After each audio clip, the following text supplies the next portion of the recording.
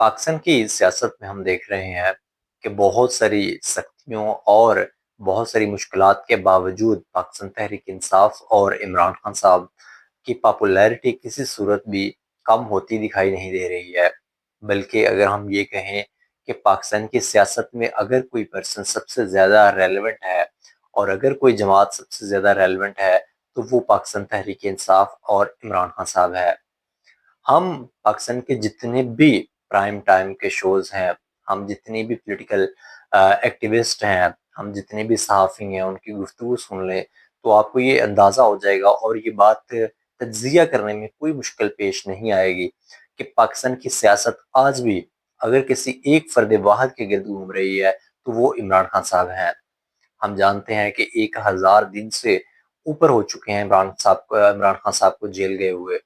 और उनकी पार्टी के ऊपर तरह-तरह की मुश्किलात आई, उनकी पार्टी के मेंबरान जो हैं उनको नाअहल किया गया, उनकी ज़मानतें ज़ब्त हुई, उनको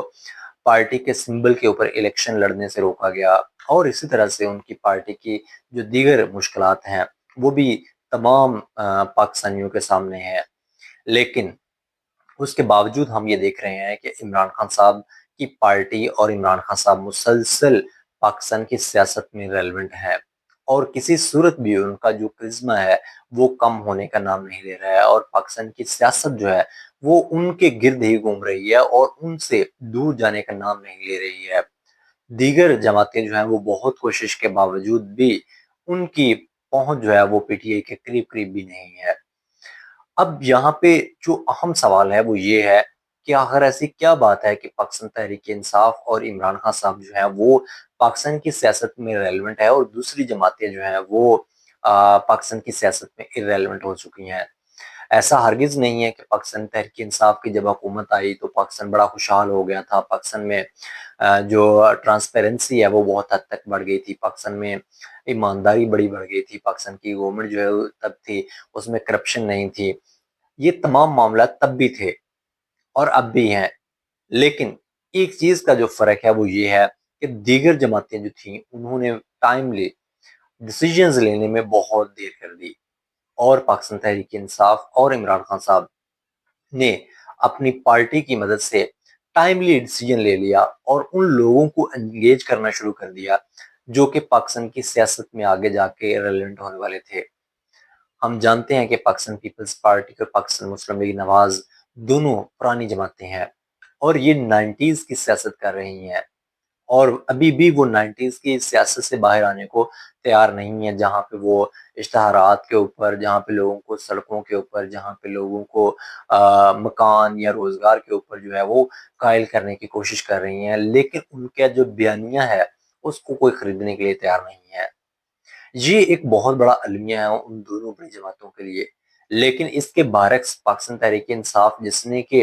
अपने तमाम जो वादे किए हुए थे अपने मंशूर में जब वो हुकूमत में आए 2018 में, उनमें से मेरा ख्याल है कि कोई भी एक ऐसा वादा नहीं होगा जो उसको 100% जो है वो इम्प्लीमेंट कर सके हों या 100% जो है वो उसको लोगों को बता सके हों। लेकिन उसके बावजूद पाकिस्तान तहरीक-ए-इंसाफ जो है वो सबसे ज़्यादा रेलेवेंट रही है। अब बुनियादी फ़र्क क्या है? बुनियादी फ़र्क सोच का है, क्योंकि उन दोनों जमातों की सोच जो है, वो शायद कहीं पुरानी हो चुकी है, इर्रेलेवेंट हो चुकी है और इमरान खान साहब ने अपना सबसे अहम जो टूल था, सोशल मीडिया, उसको इतने बेहतर तरीके से इस्तेमाल किया है कि पूरी दुनिया में जितनी भी पॉलिटिकल पार्टीज़ हैं, उनमें सबसे बेहतरीन अगर कोई जमात ने अपने सोशल मीडिया को हैंडल किया है, तो वो इमरान खान साहब और उनकी जमात पाकिस्तान तहरीक-ए-इंसाफ है। पाकिस्तान तहरीक-ए-इंसाफ ने जो जनरेशन थी, न्यू जनरेशन जो थी, जो सोशल मीडिया की जनरेशन जिसको हम कहते हैं, उसमें अपनी इस कदर सराहियत जो है वो हो चुकी है कि अब उसका जो बयानिया है वो किसी भी जगह पे उनको ना भी पहुँचा सके वो उनके जो पॉलिटिकल लीडर्स हैं। तो सोशल मीडिया के जो कारकुनान हैं, वो इमरान खान साहब का बयानिया जो है वो घर-घर तक पहुँचा देते हैं। आप एक दफ़ा देखें, कभी एनालाइज़ करने की कोशिश करें कि पाकिस्तान की जो स्टेट है उसका बयानिया हो एक तरफ और एक तरफ इमरान खान साहब का बयानिया हो, तो आप यकीन करें कि इमरान खान साहब का बयानिया जो है वो ज़्यादा लोगों तक पहुँचेगा बनिस्बत पाकिस्तान के स्टेट के बयानिए के। तो ये एक बहुत बड़ा अलमिया है पाकिस्तान की स्टेट के लिए भी और दीगर जो पॉलिटिकल पार्टीज़ हैं उनके लिए भी। کیونکہ تمام جو دیگر پولیٹیکل پارٹیز ہیں انہوں نے اپنی جو یوتھ ہے اس کے ساتھ رابطہ منقطع کیے رکھا، لیکن عمران خان صاحب کی یہ خصوصیت ہے اور اس کو داد دینی چاہیے اس معاملے میں کہ انہوں نے اپنا رشتہ عوام اور خاص طور پہ یوتھ کے ساتھ جوڑ کے رکھا، اور جو سوشل میڈیا کی پاور تھی اس کو انہوں نے ٹائملی آبزرو کیا، اور ٹائملی آبزرو کر کے انہوں نے یہ دیکھا کہ کون سی چیز جو ہے وہ، کون سا ٹول جو ہے وہ آنے والے وقت میں پاورفل ثابت ہو سکتا ہے۔ یہی وجہ ہے کہ عمران خان صاحب 1000 دن سے زائد جیل میں ہوئے ہیں، ان کے تمام بڑے لیڈران جو ہیں وہ جیل میں ہیں یا پارٹی کو چھوڑ چکے ہیں، اور دیگر جو قیادت ابھی ہمارے سامنے ہے وہ بالکل نئی قیادت ہے، اس میں کوئی بھی ایسا لیڈر نہیں ہے جس کو عوام میں پذیرائی حاصل ہو، لیکن اس کے باوجود پاکستان تحریک انصاف کا بیانیہ اور Pakistan Tehreek Insaf as a political party بہترین کام کر رہے ہیں، اور اس کا حالیہ مظاہرہ ہم دیکھ رہے ہیں گلگت بلتستان میں ہونے والے الیکشنز۔ ہم نے دیکھا کہ پاکستان تحریک انصاف کے جو صوبائی صدر ہیں خیبر پختونخوا کے جنید اکبر صاحب، ان کو گلگت بلتستان میں الیکشن مہم سے باہر رکھا گیا۔ اسی طرح سے اسد کیسر صاحب نے جانا تھا وہاں پہ، ان کو جو ہے وہ ایئرپورٹ پہ جانے سے روک دیا گیا۔ اسی طرح سے پاکستان تحریک انصاف کے سیکرٹری جنرل سلمان اکرم راجہ صاحب اور دیگر ان کے ساتھ جو ورکرز تھے وہ جی بی جانے کے لیے تیار تھے، لیکن ان کو بھی گلگت بلتستان میں انٹر ہونے کی اجازت نہیں دی گئی، لیکن اس کے باوجود پاکستان تحریک انصاف کا جو بیانیہ ہے وہ